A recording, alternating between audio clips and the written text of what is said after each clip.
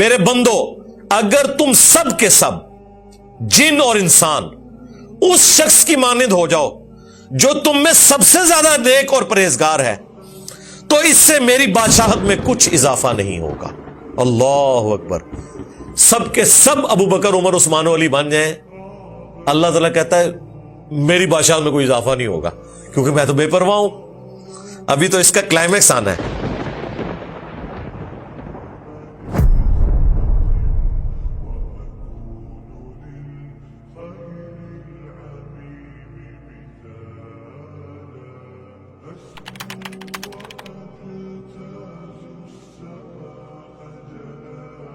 یہ میری فیورٹ حدیث قدسی جو ہیں ان میں سے ایک ہے. حدیث قدسی اللہ تعالیٰ کا وہ کلام ہے اپنے پیغمبر کے ساتھ جو نبی الاسلام نے اپنی مبارک زبان سے بیان کیا, لیکن وہ قرآن کا حصہ نہیں ہے. اس لیے ہم حدیث قدسی اسے کہتے ہیں کہ فرمان اللہ کا ہے لیکن نبی الاسلام نے اپنی مبارک زبان سے اسے بیان کیا اور وہ قرآن کا حصہ نہیں ہے, یعنی وہ وحی مطلوب نہیں ہے, غیر مطلوب ہے. اور اس میں عین ممکن ہے کہ جب صحابہ کرام اسے روایت کریں تو بالمفہوم روایت کریں گے. قرآن اور حدیث میں فرق ہی یہی ہے, قرآن باللفظ روایت ہوا ہے, بالمفہوم نہیں. احادیث بالمفہوم روایت ہوئی ہیں. اسی لیے راوی حدیث اینڈ پہ جا کے کہتا ہے او کما قال علیہ السلام, یا پھر جس طرح رسول اللہ نے فرمایا تھا, یعنی لگ بھگ ایسی ہی بات آپ نے کی تھی. اس لیے آپ کو الفاظ میں چناؤ میں بھی فرق نظر آئے گا. صحابہ کرام جو کچھ سنتے تھے وہ کریم کر لیتے تھے, اس کے بعد ان کو باللفظ بھی بیان کر دیتے تھے. جس طرح نماز ہے, اذکار ہے, درود شریف ہے, وہ تو اسی طریقے سے باللفظ بیان ہوئے ہیں. نبی الاسلام نے کئی چیزیں اس طرح بھی تعلیم فرمائی ہیں, لیکن جو عام احادیث ہیں وہ بالمفہوم آگے ٹرانسفر ہوئی ہیں. البتہ حدیث قدسی اللہ تعالیٰ کا فرمان ہے, لیکن رسول اللہ کی مبارک زبان سے. اس طرح کی کئی ایک احادیث قدسیہ بخاری مسلم میں بھی باقی کتابوں میں آئی ہیں. ان میں سے یہ کمال کی ایک حدیث ہے, صحیح مسلم میں بھی موجود ہے اور مشکات میں یہ استغفار والے چیپٹر کے اندر ہے. انٹرنیشنل نمبر مشکات میں اس کا 2326 ہے اور صحیح مسلم کے ریفرنس سے ہے. ابو ذر غفاری رضی اللہ تعالیٰ عنہ بیان کرتے ہیں کہ رسول اللہ صلی اللہ علیہ وآلہ وسلم نے اس حدیث میں جو وہ اللہ سے روایت کرتے ہیں, دیکھیں جی, یعنی روایت آ کے مرفوع ہوتی ہے نبی الاسلام تک یا موقوفاً روایت ہوتی ہے کسی صحابی تک. جب وہ نبی الاسلام سے سنے تو وہ ہم کہتے ہیں یہ حدیث مرفوع ہو گئی. لیکن نبی الاسلام بھی جب اللہ تعالیٰ سے اسے بیان کرتے ہیں تو وہ پھر حدیث قدسی بن جاتی ہے. تو ابو ذر غفاری دیکھیں بیان کرتے ہیں کہ رسول اللہ کی حدیث میں بیان کرنے لگا ہوں جو کہ اللہ تعالیٰ نے ان سے بیان کی ہے, یعنی اللہ تعالیٰ کا اپنا فرمان.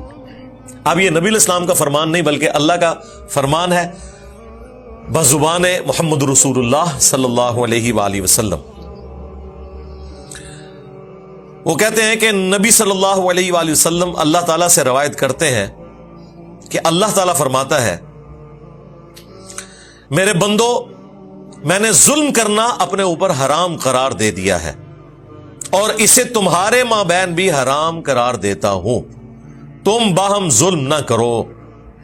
یعنی اللہ تعالیٰ کہتا ہے کہ میں بھی ظالم نہیں ہوں, انصاف کرتا ہوں اور ویسے تو فضل ہی فرماتا ہوں, رحمت ہی رحمت ہے, لیکن ظلم نہیں کسی پہ کرتا.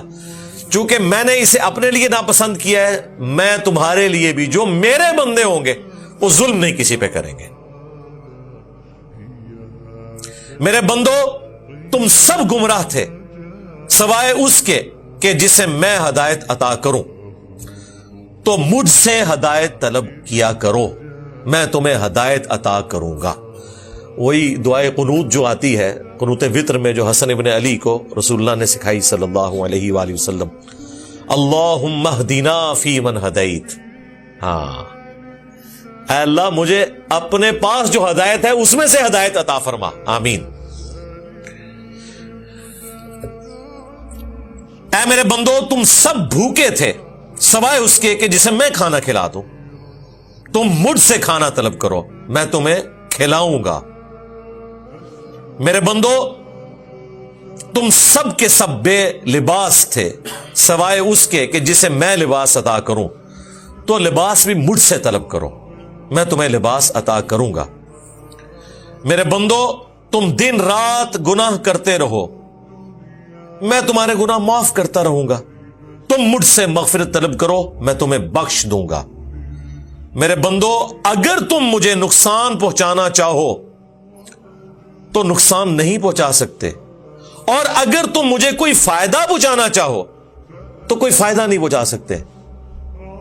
میرے بندو اگر تم سب کے سب جن اور انسان اس شخص کی مانند ہو جاؤ جو تم میں سب سے زیادہ نیک اور پرہیزگار ہے تو اس سے میری بادشاہت میں کچھ اضافہ نہیں ہوگا۔ اللہ اکبر۔ سب کے سب ابو بکر عمر عثمان و علی بن جائیں، اللہ تعالیٰ کہتا ہے میری بادشاہت میں کوئی اضافہ نہیں ہوگا کیونکہ میں تو بے پرواہ ہوں۔ ابھی تو اس کا کلائمیکس آنا ہے۔ اے میرے بندو اگر تم سب جن اور انسان اس شخص کی مانند ہو جاؤ جو تم میں سب سے زیادہ گنہگار ہے تو میری بادشاہت میں ذرہ برابر بھی کمی نہیں آئے گی۔ یہ مجھے حدیث یاد آئی اس بات سے کہ جو موسیٰ علیہ السلام کے ذریعے اللہ تعالیٰ نے کیا کہلوایا کہ اگر تم اور جتنے زمین میں ہیں سب کے سب کفر کی روش اختیار کریں تو اللہ تعالیٰ بے پرواہ ہے۔ یہاں پہ اللہ تعالیٰ کیا فرما رہا ہے کہ سب کے سب جن اور انسان دونوں کو خطاب ہے، تم سب کے سب بدترین انسان جیسے ہو جاؤ تب بھی میرے مرتبے میں کوئی فرق نہیں ڈال سکتے، کوئی کمی نہیں آئے گی۔ مطلب کسی کو دماغ میں آ سکتا تھا نا کہ سارے ہی نافرمان ہو گئے ہیں تو اللہ کی پارٹی کا تو بندہ ہی کو نہیں بچا، کوئی الیکشن تو نہیں ہو رہے بھئی سارے نیک ہو جائیں تو اللہ کو ووٹ ڈالیں گے اور سارے نافرمان ہو جائیں تو شیطان کو ووٹ ڈال دیں گے۔ نہیں بھائی، شیطان بھی اللہ کی مخلوق، ٹھیک ہے، پیغمبر بھی اللہ کی مخلوق، اور اللہ کے نیک بندے بھی اسی کے اور اللہ کے باغی بھی اسی کے۔ میرے بندو اگر تم سب کے سب جن اور انسان ایک میدان میں کھڑے ہو کر اکٹھے مجھ سے سوال کرو میں ہر ایک کی مراد پوری کروں گا تو بھی میرے خزانوں میں اتنی کمی بھی نہیں آئے گی جیسا کہ سمندر میں سوئی ڈالنے سے آتی ہے۔ یعنی سوئی کے ساتھ جو پانی لگتا ہے نا، اتنی بھی میرے خزانوں میں کمی نہیں آئے گی اگر سارے جنوں انس مل کے نا ایک جگہ جمع ہو کے مانگنا شروع کر دیں، جو مرضی مانگ لے میں عطا کرتا چلا جاؤں تو میرے خزانوں میں کمی نہیں آئے گی۔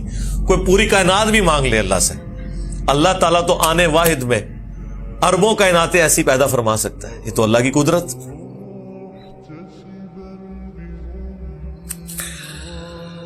میرے بندو یہ تمہارے اعمال ہی ہیں جنہیں میں نے محفوظ اور شمار کر رکھا ہے، پھر میں قیامت کے دن تمہیں پورا پورا بدلہ دوں گا۔ یہ دیکھیں جی، اتنا بے پرواہ رب اور اینڈ پہ کتنا قدر شناس ہے کہ نیک بندوں سے کہہ رہا ہے کہ میرا فضل تو ہے ہی ہے لیکن یہ تمہارے اعمال ہیں جو میں نے سنبھال کے رکھے ہیں، تمہیں اس کے عوض میں آخرت میں بدلہ دوں گا۔ حالانکہ اللہ تعالیٰ یہ بھی فرماتا نا کہ یہ میرا فضل ہی ہے کہ میں نے تمہیں ہدایت دی، میری وجہ سے ہی سب کچھ ہے۔ اچھا، بندوں کی روش یہی ہونی چاہیے۔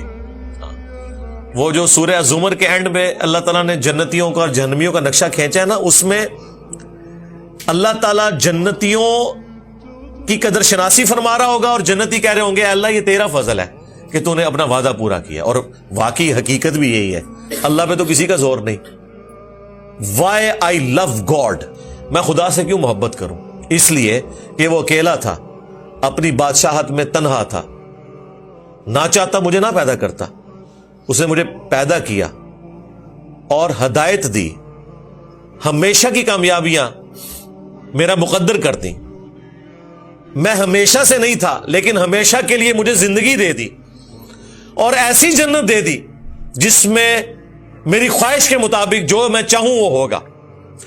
تو کسی درجے میں خالق اور مخلوق کا فرق اپنی جگہ، عابد اور معبود کا فرق اپنی جگہ، عطائی اور ذاتی کا فرق اپنی جگہ، لیکن اس نے بھی مجھے اپنی خدائی صفات میں اس حوالے سے شریک کر لیا کہ مجھے بھی ہمیشہ کی زندگی دے دی اور جو میری خواہش ہوگی وہ پوری ہوگی. یہ وہ جذبہ ہے جو مجھے مجبور کرتا ہے کہ میں اپنے رب سے محبت کروں. ورنہ اللہ تعالیٰ کے ساتھ انسان کا محبت کا جذبہ نہیں ہو سکتا. ڈر کا تو ہو سکتا ہے کہ یار پیدا کر کے مارا گیا, اگر میں نے اس کی بات نہ مانی تو میرے پاس تو چارہ ہی نہیں ہے سوائے اس کے کہ چپ کر کے میں اس کے راستے پہ چلوں, ورنہ تو اس نے مجھے جہنم میں پھینک دینا ہے. لیکن محبت کا جذبہ اس صورت میں پیدا ہوگا. یہ تمہارے اعمال ہی تھے جنہیں میں نے محفوظ کر لیا, پھر میں قیامت کے دن تمہیں پورا پورا بدلہ دوں گا. جو شخص خیر و بھلائی پائے تو وہ میرا شکر ادا کرے, اور جو شخص اس کے علاوہ کوئی اور چیز پائے تو اپنے آپ کو ہی ملامت کرے. یعنی دنیا میں بھی اور آخرت میں بھی اگر کوئی ناکامی کا منہ دیکھنا پڑے, ملامت اپنے آپ کو کرے, اور جب کوئی اچھی چیز آپ کو پہنچے تو آپ اللہ کا شکر ادا کریں. لیکن ملامت کی صورت میں بھی آپ نے یہی کہنا ہے انا للہ و انا الیہ راجعون.